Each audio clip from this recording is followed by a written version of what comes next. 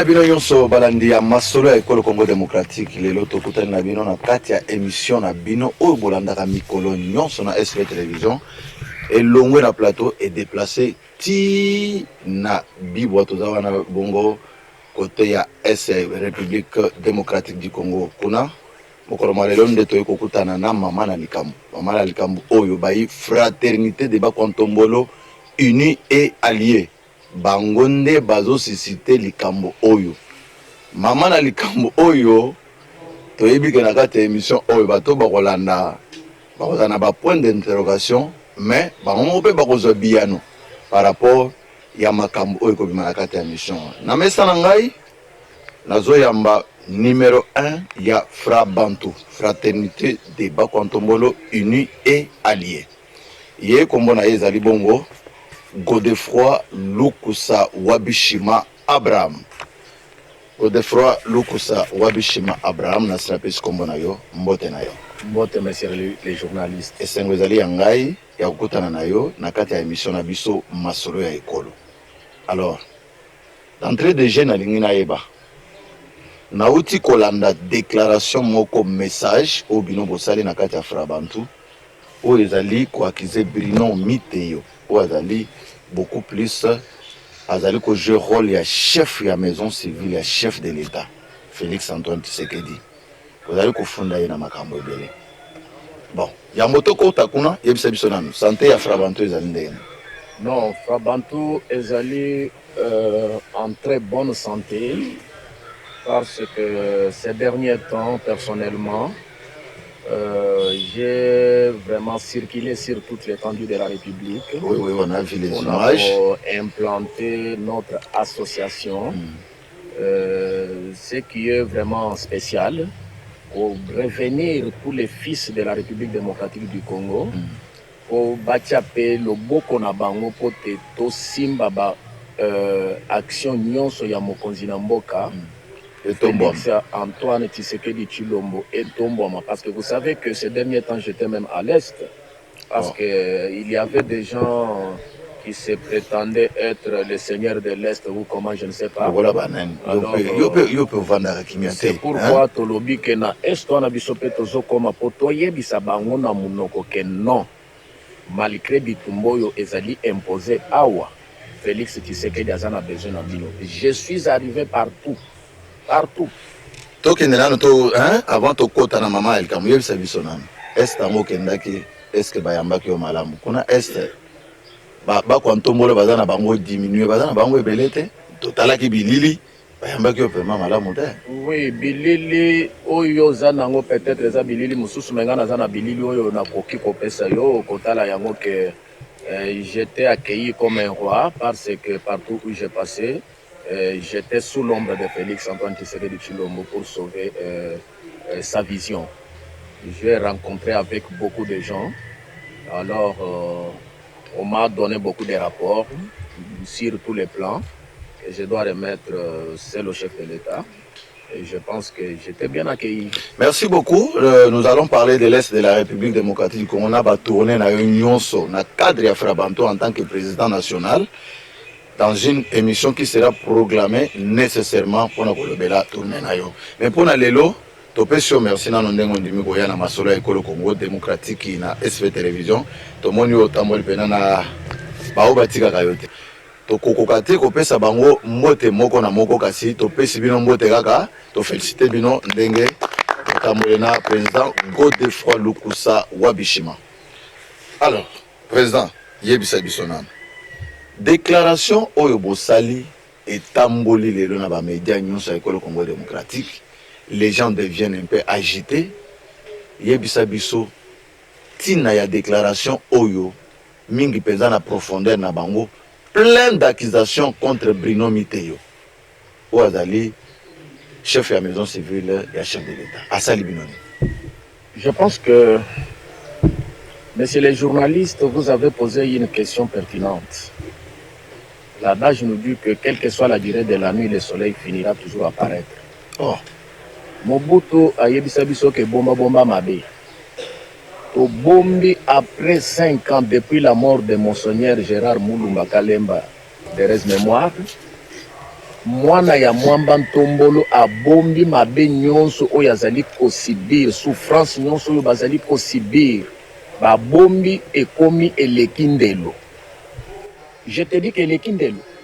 Eleki ndelo ndenge nini? Eleki ndelo. Beno Miteo azosala musala na maison civile ya chef de l'État. Eloko nini eleki ndelo? Yokanga na nbiongo répondre na eloko nini oyo asali oyo lobi ke bombi mabe pe eleki ndelo. Eloko nini oyo asali? Il faut informer que depuis l'Iwaya Monseigneur Gérard Moulumba, combien de cadavres que moi j'ai enterrés à la place que Maison Civile a enterré. Je vous cite les noms. Je peux vous citer beaucoup de gens. Mais il faut que mon habilité. Alors, Nakota Lisayo, Naba cimetière Ezali. La fraternité de Bakontombolo, la fraternité de Mwambantombolo, Moukontombolo n'est pas prise en charge au sein de la Maison Civile. Si ce n'est pas parent, au Bengaye, au Pesabango Sosomoko, pour 5 personnes. Mais pourtant, le président de la République est en train de verser l'argent de sa liste civile pourvu que ma famille Nyonso Yezali Nakatia, Maison Civile, Bandako vivre à Malam. Je sais de quoi je parle. Mais si quoi ce qui est je sais de quoi je parle. Mon kaza informé pour na koyeba ke mbongo ya zobimisa bazo utiliser ngo illégalement ou bien ezo koma na maboko ya bato oyo azopesela mbongo wana te. Mokonzi mboka azala informé te ezali problème ya kazolo du Lumbuluila, nous devons dénoncer comme tout peuple congolais, nous devons dénoncer les mal. Mais comment vous voulez qu'on appelle les mal que c'est les bons? Les mal c'est les mal, on appelle les mal, les ténèbres c'est les ténèbres. Vous êtes sûr que les lots au vent dans la télévision botolo be makamboya sosomita nani biloko kolia. Ce qui à partir ya kolia tozo monati bon ce que tu développer province na biso nani to développer territoire na biso nani ba projet non so yezoya na maison civile o bazo solliciter la maison civile pour la ba projet wana ko kenera na kabeka mwana est-ce que ko kenera mu pompa ezo kenera quelque part. Mais 145 territoires, ils ont dit que Kassa ils ont tongama ba université, un chef de l'État et moko kenda ko inaugurer bilangue ezali. Comment est-ce que yo zolo ba ke makambo na ba projet na zo Nazana kati ya gouvernement, il faut poser cette question-là à ceux-là qui sont dans le gouvernement. Moi, je ne suis pas dans le gouvernement. Moi, je parle du privé du chef de l'État parce que je suis dans le privé du chef de l'État. Alors là, je vous dire que je suis dans le privé du chef de l'État. Ce qui est dans le privé du chef de l'État, les ministères qui est censé gérer le privé du chef de l'État, c'est la maison civile. Voilà. C'est là où moi je suis. Il ne faut pas me demander les programmes du gouvernement. Là, je dois entrer en conflit avec Maman Soumina que je respecte beaucoup. Bozo accusé Miteo, ok? Azali kosala makambo oyo azal mingi peza eloko aliboso ba menace contre les Bakontombo. Menace nini oyo Miteo asali contre les Bakontombo? Mais la première menace ya liboso akotangelanga bana nyonso yo monseigneur atikaki na kati ya maison civile o bazo sala lelo banani parce que ngana zana liste na bango azana nyonso balongwa so lingi na pesa liste na mususu bukuto bakufi nazana besoin mususu bakufi pour quelle raison? Parce que balongoli bango musala bakufi pe pona pasi mususu bakufi bano ya longolaki akutaki nyonso alongolaki mususu bazo bela ba maladie. Mais à Longoli parce que la plupart bazalaki wana bakotaki na grâce ya Monseigneur Moulumba mais sans diplôme ni titre. Il a raison ya ko évacuer bango pour ko tia batu quand même au mitu ezosala. Est-ce que ça lui mabe? C'est ce que je vous dis que il y a à boire et à manger là-dessus. Vous savez que M. Miteu Nyenga a fait une sortie médiatique spectaculaire pour diminuer la valeur de Bakontombolo, en commençant pour dire que Bakontombolo, il a des illettrés. Est-ce qu'il a tort? Doucement. J'ai trouvé 300 personnes qui étaient engagées. Mais il est incapable de fournir cette liste de 300 personnes-là. Il est incapable de fournir. Il a dit que j'ai trouvé 30 chauffeurs pour 2 seuls véhicules. Est-ce qu'il peut nous montrer les noms de ces chauffeurs-là? Parce que moi, à l'époque de Monseigneur, j'étais au sein de la maison civile. Aucune personne ne peut pas me contester.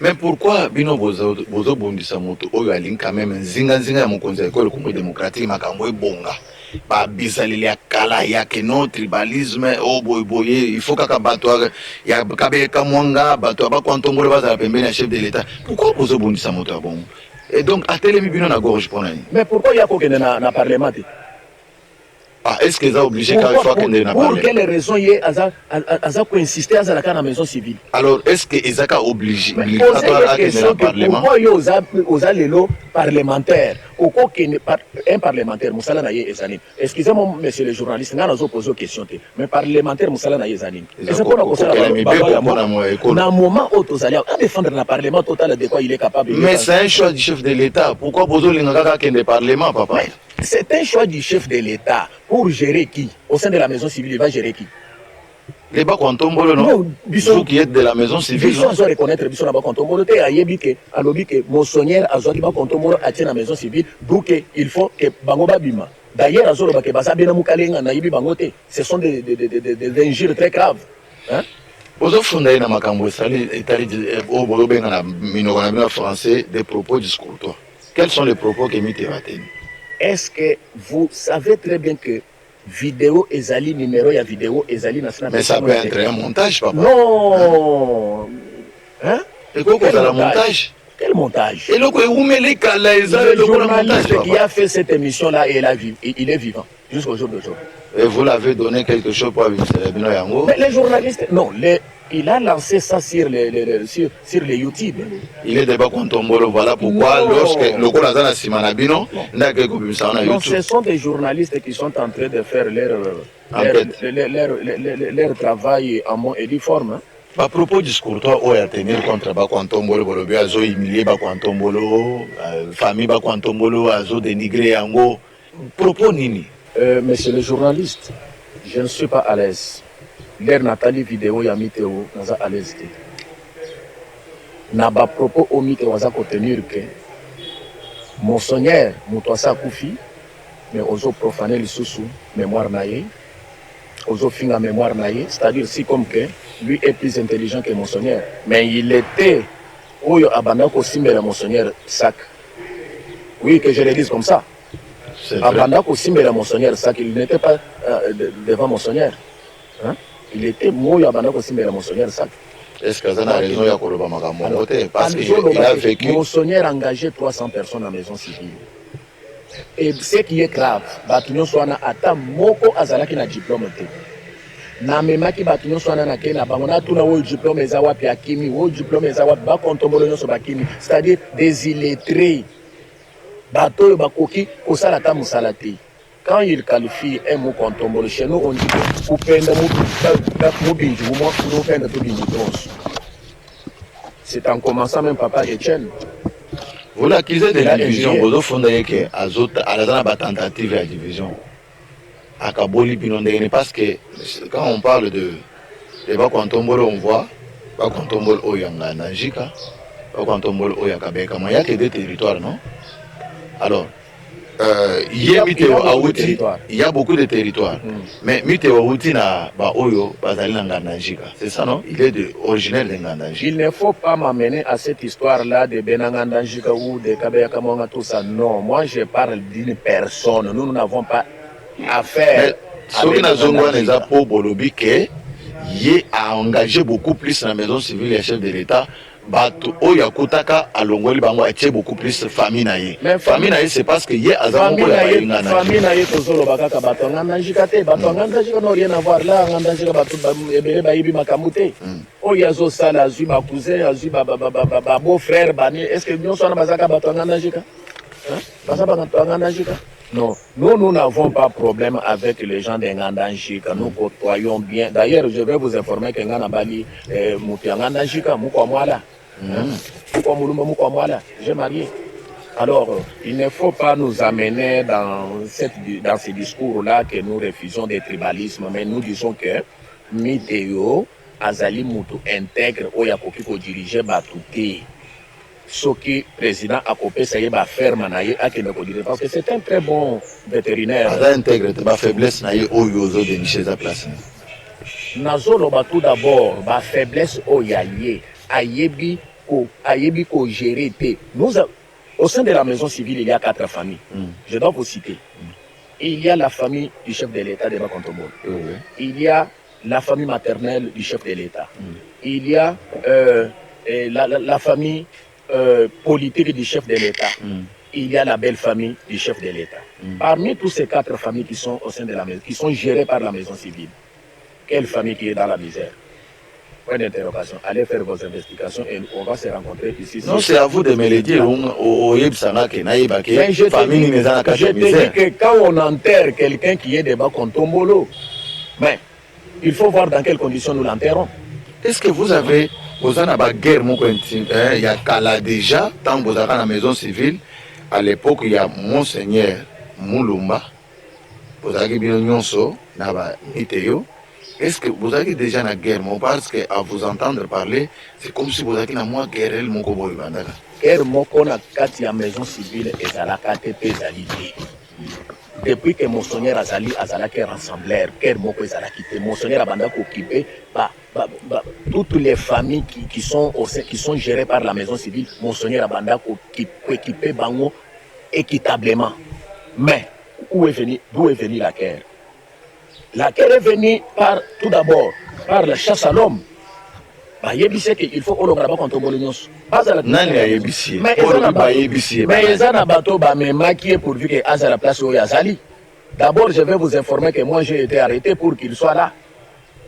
Yangoan, on a la guerre, ils ont continué. Yangoan a lobby que non. Non, on a la guerre. On a la revanche, écoutez, je dois vous dire une chose. Chez nous à Mupomba, est-ce qu'il a déjà arrivé chez nous pour rassembler même les gens chez nous? S'il y a des difficultés chez nous, il n'y a pas de difficultés. Il y a la maison civile, chef de l'État, tu vas la réunion. Tu vas la réunion, mon côté, je vous l'ai dit, parce que la réunion est bénie. La réunion est bénie, Monseigneur Moulumba. Monseigneur Moulumba ezalaki na Africana sur Wileri.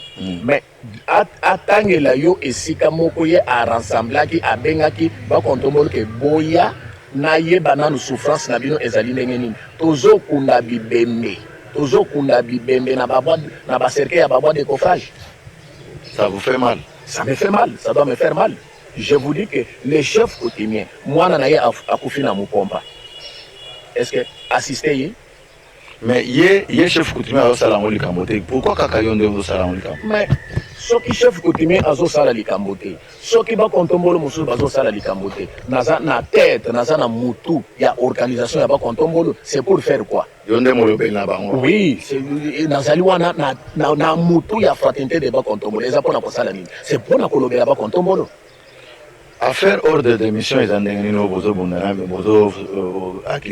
d'ailleurs, c'est une histoire que moi je ne connais pas parce que je ne tiens pas à cœur que ça va produire quelque chose. Ordre de mission, à sali ordre de mission, n'a que Azui, moi, coupe à bateau, Pessi Bango, Bambongo, Bamikate, tout ça. Bokene na Katanga, Bokene na Loalaba, Bokene na Mboujima. Pourquoi choisir toujours les zones minières? Bokene, Boluka moyen que Bosangisaba, Kontomolo, Bazakuna, l'air Bakomikuna. Il s'agit de quel bakonton entre qui et qui na Katanga, entre qui et qui en Mboujimai, entre qui et qui à Kanang. Je ne sais pas. Est-ce que vous pensez que na magamuyon sozoloba o surtout lelo chef de la maison civile mais c'est Bruno Miteo à cause d'angate qu'on reprocher de la haine ou bien il y a quelque chose à m'avoir contre lui? Haine ya kowela ni na kowela n mo n wana ozoloba c'est trop fort. N ya iloko ni nga nozo revendiquer droit ya libota nanga oyo ezali na musala te na kati ya bakontombolo. Toza na chef de quartier te, toza na député te, toza na bourgmestre te, toza ta na cadre moko na société te. Mais qui devait recommander même les gens pour qu'ils puissent trouver le travail? Qui devait recommander les gens? Même l'entourage du chef, moi je les condamne parce qu'il y a des gens, oh le chef Ozo Pesa Mbongo, Bokene Kobongisa Banzela Nakamanga, image Zali, image ezali écoutez école d'abord o bapesaki batonga école jusqu'au jour d'aujourd'hui fondation eza nano na délimité epa na biso toza na wenzi te wenzeza te famille ya chef de l'état wenzeza te toza na wenzi te mais nini ezoempêche na moment oyo azotonga te yo na baambition oyo oza nango ozopense kosala nini? Mais nous pensons qu'il faut chef de l'État à revoir agenda naie pour lui que attirer biso parce que biso dans un ministère mususu te tozo réclamer que pese biso ministère il y a finance il y a budget non ça ce n'est pas pour nous c'est pour lui et son entourage politique mais biso tozo senga que maison civile ezali maison oyo ezotala biso ezali pour les privés du chef de l'État. Nous aussi, nous sommes fait partie du privé du chef de l'État en tant que sa famille. Maison civile, ezala na moto, il y a choix na ye, ou ya yebi que moto azali intègre. Ce n'est pas moto tozo dénoncer. On a pas injure publique sur les réseaux sociaux que nous sommes des illettrés. Quand vous nous injuriez que nous sommes des illettrés, mais vous êtes avec le président, il n'est pas mon contre moi. Cela, il faut penser beaucoup à cela. Quand il nous injurie, il n'injurie pas. Quand il dit que papa Monseigneur Gérard Moulumba, Aïba qui peut gérer maison civile, Yeba Yeko Zoye pour Bamonaki qui est azo gérer et l'okoni nazo gérer. Et l'okoni nazo gérer. Les rabandaki nazo landaye na vidéo wana azo baki. Azalaki kuna na Kivu ndia bandaki kotala ferme tout ça biloko ya basango tout ça na na Kivu papa Gérard Moulou miteyo les azalaki na Kivu est-ce que akenda ko sala banzela ngana jika akenda ko tonga ba hôtel akenda ko sala ba forage d'eau akenda ko nganda jika zo tonga ba mite nazo yebiso ke ba projet nyonso yezo ya na maison civile ezaka na ngana ba projet o nyonso yezo ya na maison civile ke bo soutenir biso na ba projet tel ya zo tina ngo e pa na bango. Qu'est-ce qui est construit en ngana jika lelo oyo ko je ne sais pas les vidéos mais oyebite ozo akize ke ba projet zo kina na yebite nazo yebisa yo ke nazo mona vidéo oyo azo sala ke voilà ce que Miteo a fait en ngana jika c'est ça. Mais il faut okita na ngana jika osala ba enquête si réellement est-ce que asali ou bien asalite osali yango te mais ozo continuer ko akize. Je ne parviens pas à vous comprendre parce que j'ai l'impression que vous avez un parti pris. Comment expliquer que quel parti pris? Comment expliquer que vidéo ezawana nazo persona numéro ya vidéo parce que akoki ko effacer yango te na sina juba numéro na ngonyos. Est-ce que otindela en chef de l'État? Comment expliquer aux autres ngana tindela chef de l'État et vidéo ezali partout ngana zo dénoncer ba faits qui sont palpables. Lelo bozo akize yelisusu ke azana ba propos séparatifs. Propos ni omite na vidéo na lobi ya kokabola bino. Ya kokabola biso parce qu'alinga kabola biso na chef de l'État. On a koloba ke bantu ba bena mukalenga bajika ba iba mérité na chokwi kala habu mu famille wa mfumuto bena mukalenga badi ba jambani tukudite tupe bantu abu bantu ba kwambula na shaka jihwa kwa kanzolu kuba vesha ka mukolo ani ka luza dikanzolu kuba vesha bo bukuja badi ba lo kwambani bikala batupesha nunkwewe bantu ba bena mukalenga badi bikala ba kontombola Mite ubi, il a pas contourné le sang qui est dans les veines de Félix Antoine Tshisekedi, c'est le sang qui est dans mon corps, de Mwamba Ntombolo. Nous sommes les descendants de Mwamba Ntombolo. Nous sommes les Zouboua Bilumbo. S'il cherche des problèmes, il va nous trouver dans ces chemins. Vous avez bien parlé, président, ou du moins Koulabimpa, Olobi Malamu. Alors, Yebisabiso. Nous, ces Olébanankati, la maison civile et chef de l'État. Par reproche nous sommes au na Bruno Miteo. Décision finale wa fraternité de Bakwam Tombolo eza ko désapprouvé yé. Le lenge nini beaucoup ko kendina ko koma ya keno bo désapprouvé.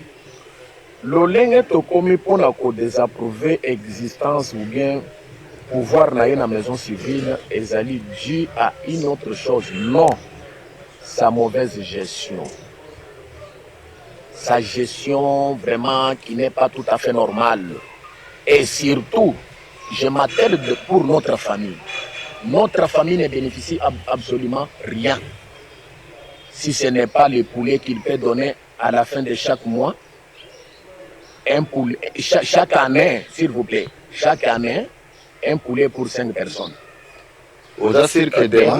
Écoutez, 1 litre d'huile végétale pour 10 personnes. Si vous voulez que j'appelle même les membres de la famille ici par téléphone, nous voulons après cette émission au Bengala Bisso, membre de la famille, Bakwantombolo, Ayape, Oyo, Azo bénéficier de 5 litres d'huile.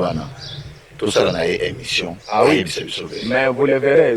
Demandez même 10 personnes, je peux venir avec 10 personnes. Au Beleli Bango, le but est de se désolider. Oui. Vous avez que appel na yo pour atteindre na bato oyo. Vous avez qu'ils que azo corrompre bango na. Appel nanga et s'atteindre toutes les couches parce que à coup de résistance partout. Appel nanga ils ont atteindre toutes les couches de la communauté de Bakontombolo parce que jamais Tokokiko vivre. Celui qui ne veut pas se libérer doit rester l'esclave. Nous devons se libérer. Nous sommes du sang des veines de Mwambantombolo, les descendants de Mwambantombolo. Nous sommes de la famille historique de Tchen Tshisekedi Wamulumba qui a lutté avec des dictateurs dans ce pays. Et nous sommes des Kabeyaka Zouboua Bilumbu et nous n'allons pas laisser. Mite va nous trouver dans tous ces chemins. D'ailleurs, à partir d'aujourd'hui, il va commencer à nous rêver. Na quatre familles Nabino, vous avez au-dessus, les pères de la famille. Qui ont un mot à dire dans la décision au Bogozo. Appelle Nino Koko, Kotina et Panabango, par rapport à tout ce que vous avez dénoncé. D'abord, monsieur le journaliste, à mon âge, j'ai 65 ans. Vous allez me classer dans quelle catégorie quand vous me parlez? Mes pères. Mes pères sont déjà morts. Voilà pourquoi mes pères sont déjà morts. Mes pères sont morts. On se prend en charge. Nos pères sont déjà morts. Je suis à l'âge de 65 ans. Hein? Je suis 7e de la famille. Mais le premier né a combien de années aujourd'hui? Hein? Nos pères sont où? Ils sont décédés en espérant que lorsque Chimuma Chimuma ni Chituluka Bana Somai Papi Chimuma ni Chituluka ni Nuja, mais Chimuma ne mange pas les Chimuma. Voilà. C'est notre invité de ce jour, Yende Tobengaki, Toya Mayena Katia Masolo, ya École Congo démocratique, émission Nabino sur SV Télévision. Sokimi Théo à Longwe, dans la maison civile, est chef de l'État. Et vous avez sonné pour nous, ou bien au Salami. Et pour la sonne, on a personnalisé, na limité au personnalisé. On n'a pas contrôlé. Mais pas contrôlé d'ailleurs, tout ça déjà na sonne. Tout ça na sonne, il y a pas injure. Sonne ni sous zone tokozo. Dégradation, il y a pour dénigrer. Famille a pas contrôlé que ce sont des illettrés. On a sonné zati. Sonne ni mususu yo koloba. Tokozo sonne. Nous allons utiliser tous les moyens possibles démocratiques pour faire évacuer Miteo à la maison civile. Et nous allons faire des marches ici, sur toute l'étendue de la République. Attendez, vous allez voir comment ça va se passer. Est-ce que vous êtes capable de mobiliser et d'étendre mobilement 26 provinces pour attendre le Je dis que Mukontombolo est partout. Il y a ceux-là qui sont en Afrique du Sud qui m'appellent. Il y a ceux-là qui sont aux États-Unis qui m'appellent. Je peux vous montrer les images de ceux-là qui étaient même au Coupe mondiale. Coupe du monde. Coupe du monde. Alors, il s'est vu ça. Au défaut, nous tendons vers la fin de notre émission. Tout le monde est déjà dans le président. Na oyo sezoleka. Na kati ya maison civile à l'État. Il y a le chef de l'État, Félix Antoine Tshisekedi Tshilombo, son excellence que je respecte beaucoup. Yebisa biso. Message nini fort. Au Congo lancé direct. Et pas mon candidat Mboka, Félix Antoine Tshisekedi, pour na makambo ezali koleka na kati ya maison civile.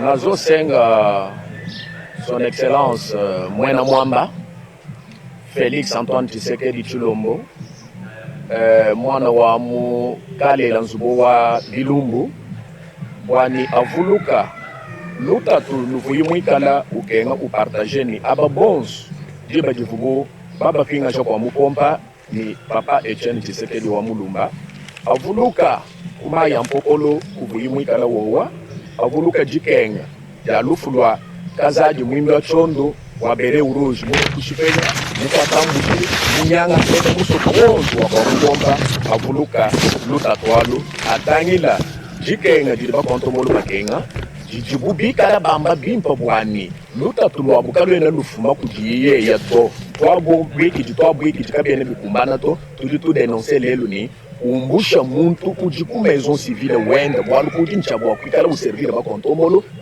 kabera bajiki bo mu condition mimpa to muntu di muteka franga yonsu di ufil udenza na campagne bo kupa député ukamana kupa député afinga na mu assemblée akenza loi aleke la maison civile uteka muntu uji we mumu nani kato eno to amani tekano tetu bakontomolo to we muteka mwena kabula mpuka we muteka mwena mukateka mwanga we muteka muntu doso uji mo kutangira bo kusanyisha bantu tuji tabika shine tuju tuinama kaji muntu uju créer division munkati mwa bana ba mwamba ntomo muna ordre de mission uli mufuma kujenza bo kututakaja bantu bakulumpa mito kututakaja batatu ni bama mito kibwaluka ituju twambo bwani uji personne non grata il faut umbuka Godefroid Lukusa Wabishima, il y a une question qui nous vient de l'extérieur. Totonayo soki lelo mite walandi émission oyo alandi yango na maison civile abengi yo na bakwantomolo nyonso wana nsima na yo mpo bofanda autour d'une même table système ya dialogue te na ekolo Congo démocratique to boma moto na kati ya famille na masolo ya mesa osala nde okokende obia okende te mema jena mwanju kumuna jutu kujitu imubikila bakontomolo tukajujula kubikila bakontomolo soki abengi ujula kubikila bakontomolo bwachinani olie wakumbikila meme anju kukweka kwetu tetu aya kukalela wayuda amunangana ni banfumu betu tetu bajikuntu wako abebe jeneske bijimwane no revanjike bi mbiabushu wanyi mbiamafi walundiri nikanda idi bafunda ku banfumu bakabu ku bantu ni kashe kabukatwa ngana zolinga yo omema ngai na fin fond ya bakwantomolo namona yango na miso tosala ba émission oyo ezoprouve na miso ya bato ke miteo Brino asalaka eloko moko te mpo na bakwantombolo na niveau nyonso oyo bazali kokotana. Alors olobi ke akobenga yo mpo na nini kaka lelo mpo na nini sikoyo soki moto mosusu ya libanda médiation oyo babengaka alobi ke non Godefroid Lukusa miteo en tant que bakwantombolo loi ou bien boya kufanda autour d'une même table bosolola po tozongisa kimia na kati ya libota ya bakwantombolo okokende ou bien okokende te shitumwa jukumuna muntu uji mubafunda musomba ku chibasa cha utubaji muntu awulumulisha chilombuto we uji bafunda uji sur les bancs des accusés ye uji kabili kutubekeni lema ulu bafunda lwayi wani tumuna mushindu tuli mwakulumulule to kabena nankuto muntu uji ibweye mwakuplede kuji kujamu notre grand chef kudimia kwa mugomba uya yukumumuna kumambela nito bana beba muna mujibu bamfunda tulumbulishako tulumbulila kuji muntu uji mwakuya yinanku nyeya walukatwena baso kusircharge president de la république to ujini mijimu ya bunyi jimu ikala wenza muchikombechi mutu wenda kawena usomba mwabangu moto katu muderange ni malu auto malu au malu privé mu malu privé mumanye chef wetu tetu waba kontombuli yemo kusomba nendo kumwambila nikadi unabwalu kampande muye bujinu kwewe au ye mutu biki bonso tutujoka tutu kadi yeka mutu biki lato nani muko abulimu wakulo kwimana mutu utufunda wamani lwa impinde ni memulu tubafunda mbanga kunwela makonga urumanye nokamu biki la jeunesse adi ubikila jeunesse uju yemo mu maison civile jeunesse uju fika momo uju bankumbambira ni wewe biju wakula bini français ye bayiki mi kumbana tolekela kwa français to kweni mulo ngakalasa tu amuye yemite wa jeunesse unye ngambira mema mwaka kwa ntombolo mumanye bintu bindi ngakule les grands chefs bakwantombolo de bakwantombolo topesio merci beaucoup topesio nanu mbote na bisika oyo zali Godefroid Lukusa Wabishima azo plaider ke yo obenga Godefroid obenga na miteo ofanda na mesa moko po omeka ko faire taire arche de guerre po ezana kati ya bakwantombolo na ba comportement ya mabe o bazali ko funda nango chef ya maison civile ya mokambi ya école Congo démocratique Félix Antoine Tshisekedi. Godefroid Lukusa Wabishima, nous revenons vers vous. aux autres la caméra wana par rapport à message au sali quand même moi synthèse moké ou bien au lancer message à Souka et pas bako antombolo nyonso bazolanda yo na kati ya République démocratique du Congo mobimba. Une minute. Nje ndomba bana betu bonso bajibeka la na moni okomi yango kaka uluseka lo na chiluba kaka lingala okimi yango baji mukatanga ndimo okokula mulingana ndimo okokula muchiluba nazo senga bande kuna biso nyonso bazali na Katanga o bazali na Lualaba o bazali na Bakongo o bazali na Chikapa o bazali na Mbujimai o bazali na Kananga o bazali na Bandundu o bazali na province orientale o bazali na Haut-Uele o bazali na Bazuele o bazali na Chopo o bazali na Ituri bisika nyonso oyo na lekaki wana nazo senga bino ke problème na biso ezali na batu mususu te problème na biso ezali na oyo azotala droit na bino oyo bino bopesi ngai mikanda na bino nyonso parce que kala mingi te nazozwa mikanda wana nazopesa ngo journaliste pour que ye atala mikanda nyonso wana alors problème na biso ezali na moto oyo azali ko reconnaître biso te azali ko mépriser biso azoluka ke kabeya kamwanga ezala effacer sur la carte géographique voilà mon problème c'est ça il fallait que ce qui est à revenir au bon sentiment. Je n'ai pas de haine avec lui. Nazana haine na été, mais sauf que aza conduit par beaucoup des erreurs. Naba oyo bazo yebisaye biloko ya lokuta. Mais comment expliquer que lelo kabeka mwanga ezali na nzela te ya kokolobela te azana privé ya chef de l'État. Voilà un peu yangonga nazo sen. C'est pourquoi boyoki na sengi mokonzi na mboka oyo aza konanda biso que non. Miteu azali capable ya kozala liboso te asala choix na ye atia mutu mususu parce que il est devenu vraiment au-dessus de tout. Voilà un peu ezali message oyo nazo pesa na mokonzi na mboka et moko à revoir nani akoki kotia oyo akoki kozala unificateur, rassembleur et celui qui peut avoir des humeurs ya ko diriger bato. Voilà, je vous remercie. Merci beaucoup à vous, Président Godefroid Lukusabishima, le number one ya Fraternité de Bakontombolo Uni et Alliés. Topesio merci parce que au répondre à l'émission Nabiso, Masolo ya école Congo démocratique, oyo tobongisi libino na kati ya chaîne Nabiso na télévision, SV télévision. Ce bolimbo landa biso bokenda na YouTube. Obeti Sacré Vision Média Canal Pro. Okomona émission oyo na mobimba na yango ekoleka wana. Alors, topesi, tosengi pe na chef ya maison civile ya chef de l'État, oyoki, oyonso, basali lokola ba accusation epana yo. Dinda batu na yo, baya koluka biso, tosala émission po opesa éclairage. Soko na idée contradictoire, toye bayango ke ya solo pena, ba accusation ya Godefroid Lukusabishima, ezali ya solo te ou bien ezali ya solo. Tozo zela bino, bobenga biso. Le numéro est affiché au bas de votre petit écran. Appelez-nous, nous allons venir vers vous pour toyeba vérité ezali wapi, lukuta ezali wapi. Botika la malamu na banda kuna bino na pesi merci na Alain Zouzi 4K. Yende muto simbaki na sima ya kamera pona kopesa bino bilili ya malonga oyo bosi komona poko lelo. Na pesi merci na bayenyon so ba accompagnaki Godefroid Lukusa Wabishima Abraham le révérend ye azali numéro 1 ya Fraternité de Bakontombolo Unis et Alliés. Merci beaucoup na mokonzi ya école Congo démocratique Félix Antoine Tshisekedi pona kopesa biso nyonso accès ya kolobela makambo etali pe maison civile ya chef de l'État. Biso na bino to kokutana lisusu na numéro mususu eza ya sukate. Ozana avis contraire benga biso na numéro eza affiché na petit écran. Boya koleka na émission pour pesa idée contradictoire na yo par rapport à yo nyonso. To tiki bino na banda na bino na présentation ezala ki Roger Prosper Ilunga Wantambwa. Je vous aime beaucoup. Potika la malamu biso na bino. À la prochaine occasion.